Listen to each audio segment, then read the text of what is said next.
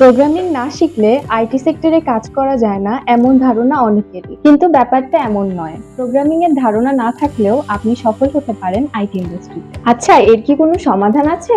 হ্যাঁ আছে। সমাধানটি হচ্ছে software testing and quality assurance.